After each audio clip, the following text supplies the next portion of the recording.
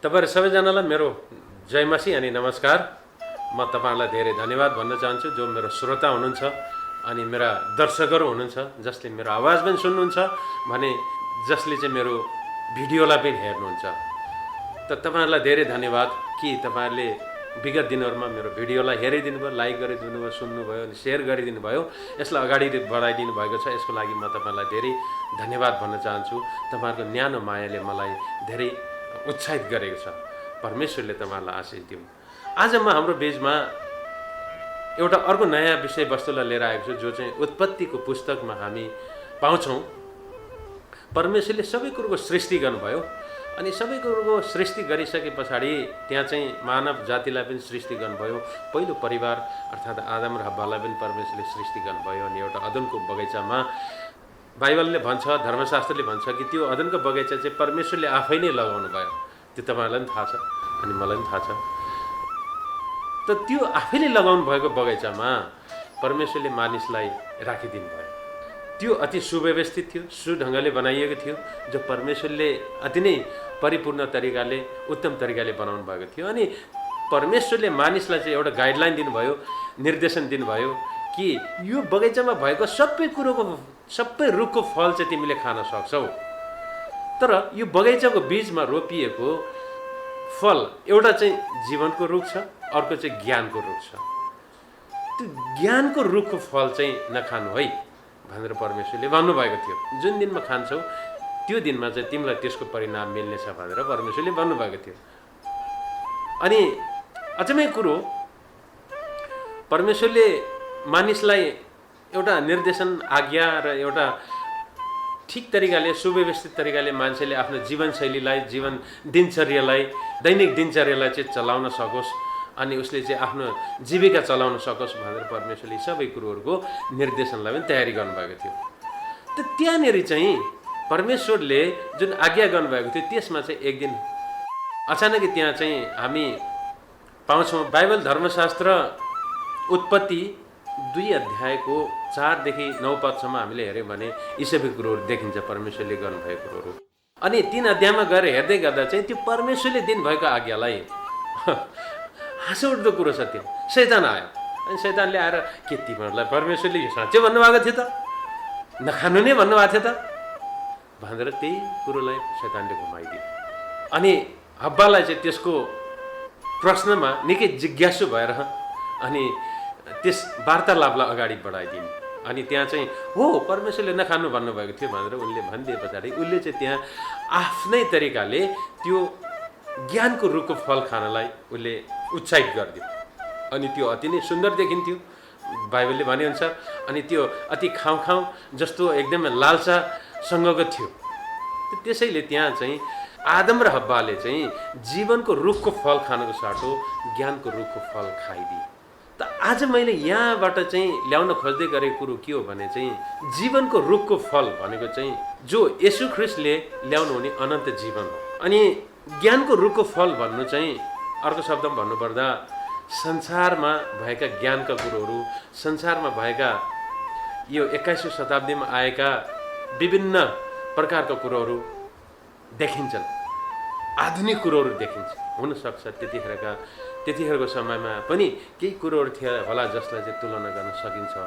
त यहाँ चाहिँ म यसलाई चाहिँ हाम्रो बीचमा राख्न चाहेको कुरो के हो भने चाहिँ त्यतिखेरको समयमा त आदम र हव्वालाई यो कुरो भनिएको थियो कि ज्ञानको रुख र जीवनको रुख। ज्ञानको रुखको आफ्नै फल छ अनि जीवनको रुखको आफ्नै फल छ।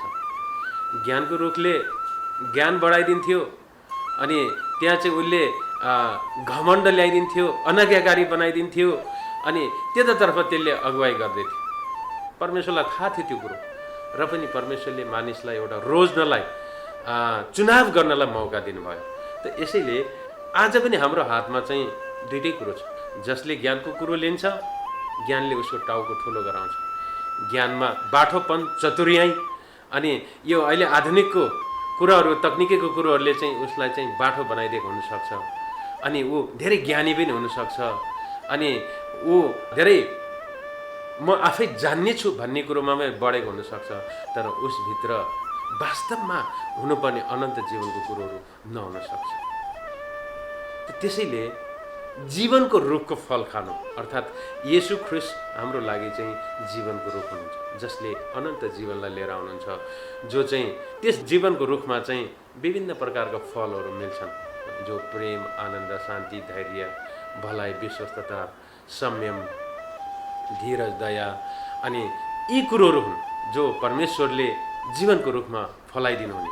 तर जो ज्ञानको रुखको फलले चाहिँ मानिसलाई चाहिँ प्रतिस्पर्धामा, तुलनामा, अनि एकदमै लालसामा, अनज्ञाकारितामा अनि पाप स्वभावको कुरोहरूको फल फलाउनलाई यसले अगुवाई गर्दछ। आज तपाईँ र मेरो हातमा छ कि कुन चाहिँ रुखको फल खान चाहन्छौँ, ज्ञानको रुखको फल या जीवनको रुखको फल। ज्ञानको रुखको फल अहिलेको यो 21औं शताब्दीमा चलेका तकनिकी कुरोहरू हुन सक्छन्, त्यसमा चाहिँ कम्प्युटर भयो, मोबाइल भयो, अनि विभिन्न अन्य कुरोहरू छन् जसले चाहिँ मान्छेलाई व्यस्त बनाइदिएछ। ज्ञान धेरै छ, मान्छेले टाउको ठुलो बनाएका छन्, मानिसहरूमा चाहिँ ज्ञान थुप्रै भए तापनि, धेरै नै भए तापनि उसँग चाहिँ वास्तवमा मनभित्र एउटा हुनुपर्ने सन्तुष्टि, उसभित्र हुनुपर्ने एउटा वास्तविक शान्ति चाहिँ छैन। तर जीवनको रुखको फलमा चाहिँ सन्तुष्टि छ, शान्ति छ, आनन्द छ, खुसी छ। त आज तपाईँ र मैले यो लकडाउनको समयमा हामीलाई अझै यो ज्ञानको कुरोले धेरै बढाउन सक्छ।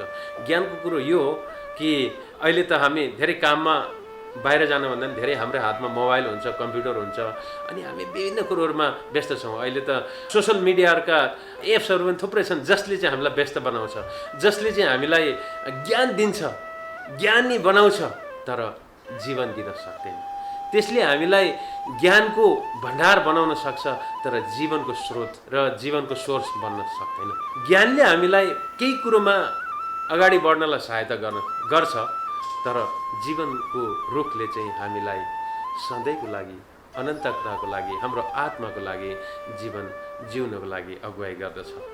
तर आज म यसमा चाहिँ आफैलाई पनि यसमा राख्दैछु कि म कति धेरै जीवनको रुखको फल खान चाहन्छु त, कति धेरै म येशूमा विश्वास गर्न चाहन्छु त। किनकि येशूले भन्नुभयो जीवनको रोटी म हुँ, येशूले भन्नुभयो जीवनको पानी म हुँ, येशूले भन्नुभयो जीवनको बाटो म हुँ, येशूले भन्नुभयो जीवनको सबै कुरोको स्रोत म हुँ। जसले मेरो जीवनको पानी पिउँछ त्यो कहिले पनि तिर्खाउने छैन। येशूले भन्नुभयो मेरो जीवनको रोटी जसले खान्छ त्यो कहिले पनि भोकाउने छैन। येशूले भन्नुभयो कि मेरो जीवनको बाटोमा मैले दिने त्यो जीवनको बाटोमा जो हिँड्छ त्यसले बाटो कहिले पनि बिराउने छैन, पितासँग मिल्नलाई जाने एउटा माध्यम प्राप्त गर्नेछ भनेर वचनले हामीलाई अगुवाई गर्दछ, उत्साहित गर्दछ। त्यसैले आज मण्डलीलाई, मेरा श्रोताहरूलाई म यो कुरोमा उत्साहित गर्न चाहन्छु कि जीवनको रुख जो अनन्त जीवनको कुरो दिने, अनि ज्ञानको कुरो अर्थात् ज्ञानको रुख जसले चाहिँ हाम्रो ज्ञान बढाइदिन्छ अनि टाउको ठुलो गराउँछ, अनि त्यसले चाहिँ हामीलाई आफै ठकाउँछ। दुईवटा कुरोहरू छन् हामीले रोज्नुपर्ने कुरो। त्यसैले म हामी सबैजनालाई यो कुरोको उत्साहित गर्न चाहन्छु कि हामी कुन चाहिँ रुखको फल धेरै खाँदैछौँ त। यदि हामीले जीवनको रुखको फल खान चाहन्छौँ भने बाइबललाई पढौँ, बाइबल धर्मशास्त्रलाई पढौँ। यदि हामी जीवनको रुखको फल खान चाहन्छौँ भने यसलाई धेरै मनन गरौँ, यसले हामीलाई जीवनको बाटोमा अगुवाई गर्छ। तर यदि हामीले ज्ञानको रुखको फल खान चाहन्छौँ भने यो छ हामीसँग, जसले हामीलाई व्यस्त गराउँछ, धेरै व्यस्त गराउँछ। हामीलाई यो बाइबल धर्मशास्त्रले भन्दा पनि धेरै यो रुखको फलले धेरै व्यस्त गराएको छ। अहिले मान्छेहरू यो 21औं शताब्दीको तकनिकीमा, संसाधनमा गएर फँसिएको छ, यसमा गएर फँसिएको छ कि मान्छेले यसबाट चाहिँ जीवन पाउँछ, यसबाट चाहिँ ज्ञान पाउँछ। अब तपाईँले रोज्नुहोस्, जीवन पाउने कुरोलाई रोज्न चाहनुहुन्छ, ज्ञान पाउने कुरोलाई। ज्ञानले आँखा खोल्छ तर जीवन दिन सक्दैन। जीवनको फलले हामीलाई स्वर्गमा जाने बाटो देखाउँछ अनि हाम्रो जीवनमा सधैँ सन्तुष्टि दिन्छ। यसले आँखा खोल्छ, अनाज्ञाकारी बनाउँछ, अनि ज्ञान त दिन्छ, तर यसले हामीलाई नाश गराउन सक्छ, तर यसले चाहिँ हामीलाई अनन्त जीवनको भागीदार गराउँछ। आज तपाईँले ज्ञानको रुखलाई रोज्न चाहनुहुन्छ या जीवनको रुखलाई, यो तपाईँ र मेरो हातमा। म आज आफैलाई चुनौती दिँदैछु, म आफैलाई उत्साहित गर्दैछु कि म चाहिँ जीवनको रुखलाई चुनाव गर्न चाहन्छु, न कि यो। यसको अर्थ चाहिँ मोबाइल युज गर्दिन भनेको होइन, मोबाइल युज गर्नुपर्छ, मोबाइल हामीलाई चाहिन्छ, तर यसले मेरो धेरै समय नै खाओस्, बरु म यसमा लगाउने समय चाहिँ यसमा लगाउन चाहन्छु प्रियहरू। त्यसैले म हामी सबैजनालाई उत्साहित गर्न चाहन्छु कि हामी जीवनको रूपमा लगाउँ। अनि यो मोबाइललाई पनि हामीले ठिक तरिकाले प्रयोग गर्न सक्छौँ, बजाय कि हामी सामाजिक सञ्जालमा फस्नुभन्दा बरु यसमै आउने सामाजिक यो नेटबाट आउने विभिन्न कुरोहरूबाट पनि हामीले जीवनको कुरोहरू पाउन सक्छौँ। तर त्योभन्दा पनि धेरै कुरो म यो कुरोको उत्साहित गर्न चाहन्छु कि हामी यसमा धेरै समय बिताउँछौँ, जो जीवनको रूप हो, न कि ज्ञानको रूपमा। त यसैले म आज मेरो सन्देशलाई यही राख्न चाहन्छु कि हामी सबैजनाले यसलाई रोज्न कोसिस गरौँ, किनकि यसुले जीवनको रुख दिनको लागि, जीवनको रुखबाट फलवन्त बनाउनको लागि यसुले आफ्नो जीवन क्रुसमा बलिदान गर्ने भएको छ। आजभन्दा 2021 वर्ष पहिला यसुको क्रुसको बलिदानले हामीलाई जीवनको रुखमा अगुवाई गर्छ।